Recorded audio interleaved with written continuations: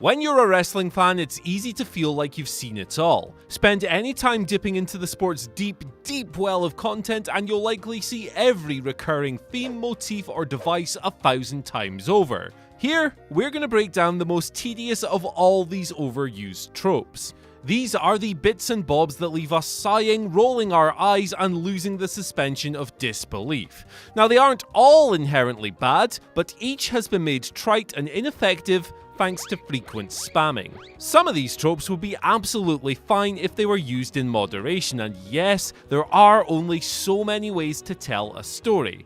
But still, some of these things are used so often, they're beyond tedious. I'm Andy for What Culture Wrestling, and here are 10 modern wrestling tropes we're totally sick of. Number 10. Oh my! Michael Cole does exactly what his bosses ask of him. He's pretty much a perfect employee in that he does precisely what he's told, and his robotic commentary style is a product of their system and not him. But, my god, is it hard to listen to or what? It's boss time is tedious, and here comes the big dog even more so. Nothing, however, comes close to oh my! Cole's go-to line whenever someone returns. You can set your watch by it, and it's so repetitive, you might as well replace him with a monkey pressing buttons on a soundboard. Number 9. Rematch after goddamn rematch. Endless repetition will kill any level of enthusiasm. Let's use Zack Sabre Jr. and Hiroshi Tanahashi as examples. They're two of the best wrestlers in the world, but they went one-on-one 5 times between March and September 2019. By the time they had their final showdown, interest levels had cratered, despite every match's obvious quality, and by the end, the pairing just felt uninspiring. WWE supposedly binned their old automatic rematch clause for Fallen Champions back in December 2018. Now, they have done a better job of varying their pairings ever since then, but shows like the rematch-heavy Stomping Grounds 2019 and feuds like Roman Reigns versus Baron Corbin show that the problem never really went away. The feud must continue as a meme, and it's for good reason. Weekly wrestling storytelling is difficult, and a certain volume of rematches is always to be expected, but spamming them is lazy, dull, and uncreative. Number 8. Kick-out spam. Few things top the drama of a huge, well-built kick-out at the crescendo of an epic wrestling match. Kazuchika Okada is probably the master of this. His timing is impeccable as he shoots his shoulder off the mat a fraction of a second before the referee's hand falls for a third time. He has absolutely mastered the art. Others, unfortunately, have not. The constant kicking out of big moves is used to generate artificial drama in almost every promotion on the planet, and nowhere is immune to it. Moves that should be match enders are bantered off at will, leading to a less satisfying viewing experience and a world where big maneuvers have very little value anymore. See Tommaso Ciampa versus Adam Cole as a recent example of a match butchered by, 12 kickouts too many? Protect the finisher, flip the format, and find more subtle creative ways to create drama. Because since when did a goddamn top rope Canadian destroyer become a transitional move? Number 7. Show opening promos. Not every show opening promo stinks by default, but while the content of these things can be fine, the formula really becomes a problem when wrestling companies let it turn into a habit. Where's the excitement in a wrestling show that starts off the exact same way every single time? It gets dull when you know you're going to have to sit through 10 to 15 minutes of talking before getting to the action,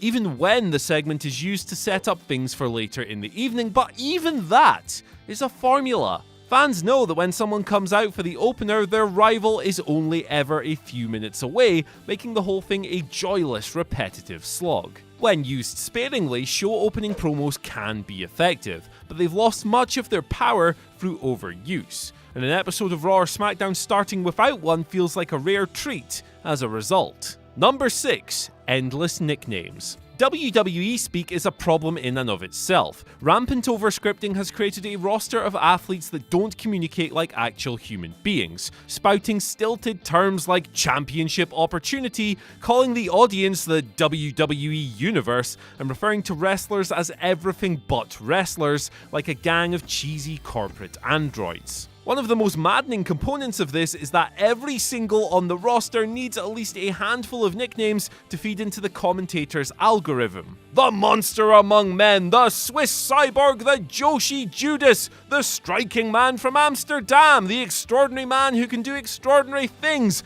Thank God that one died. The golden goddess, God's greatest creation. Just stop. End this madness. Refer to people by their real names. Use nicknames sparingly. And quit blurting these phrases out every 10 seconds. It's nonsense. I mean, yes, it's a different way to refer to someone, but WWE's talking heads are insistent on beating you over the head with them until you either lose your goddamn mind or buy the relevant t-shirt. Number 5. Distraction finishes. The irony of distraction finishes is that they're designed to keep the victim protected but rarely result in anything other than the complete opposite, making the poor loser look like, well, a loser. The poor sap who takes these falls invariably comes off like an absent-minded dolt who took their eye off the ball by something as simple as an entrance theme or a manager hopping up onto the apron. And the victor gains very little either, as they're often portrayed as lucky fluke artists who had no business being in the ring with the person they've apparently just bettered in the first place. At best, distraction finishes are a mildly annoying way to prolong a storyline without someone taking a more definitive fall, but at worst, they are a credibility-shredding disaster. See Asuka, Carmella, and James Ellsworth. That they still go down every single week is maddening, because what happened to in-ring storytelling? Have we just forgotten how to spin a yarn around an old-fashioned clean fall? Number 4. Diving into moves. What I'm talking about here is something you've probably seen a million times over. A wrestler jumping off the top rope and conveniently landing in someone else's move, leaping forward with their arms and legs down, making no attempt to strike or land on their opponent, just literally jumping into their move, doing nothing. Moments like Adam Cole kicking Fabian Eichner out of the sky at Worlds Collide can be pop-worthy, this is true, but they make no sense in what is supposed to be a simulated combat environment. It's this kind of objective phoniness that makes the sport look more like a cooperative dance routine,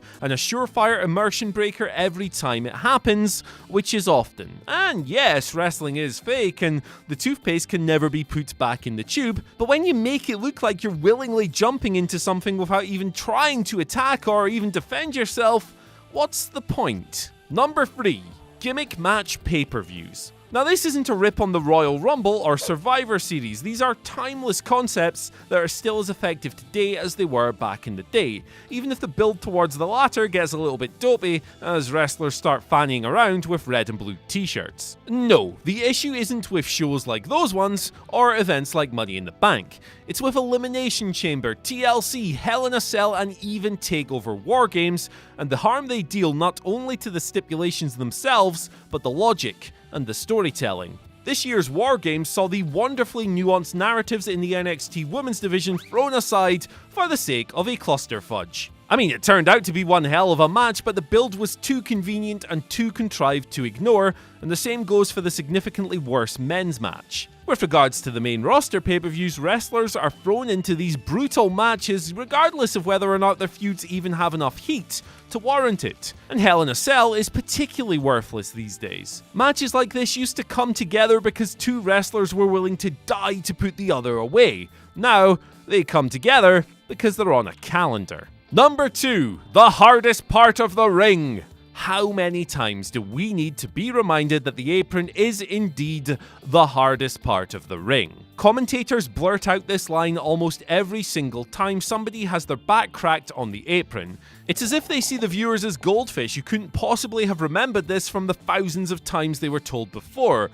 Or perhaps they assume that everyone is just tuning in for the very first time and they've never seen wrestling before. Regardless, it's a pain in the ass. The frequency with which these spots are executed is another problem as well, as a move loses impact when you see it several times in the same broadcast. Apron spots should be huge, crushing moments and potential match enders, and really, they should be saved for rainy days. Number 1, here, let me catch you. Dives are overused, this is true. and there isn't a single promotion on the planet that wouldn't benefit from limiting them to just 1 or 2 per show, but they can still look great when they look like they belong in scripted combat. The worst kind of dive comes from any situation where 1 or more wrestlers are chilling on the outside, patiently waiting for the attacker to hit their move for a prolonged period of time, thus making it look like the fakest thing in the world. Now, catching is critical, obviously, but there's nothing real looking about cameras focusing on men and women standing around with their arms up, looking at the opponent, just waiting for their cooperative role. It looks really bad every single time, and man, do I wish it would stop. So that's our list, but what do you guys think? Let us know down in the comment section below. Don't forget to like, share, and subscribe, and ring the bell for notifications. Then, you can follow us on Twitter at WhatCultureWWE and myself at Andy H. Murray if you want to tell me how wrong I am. Goodbye!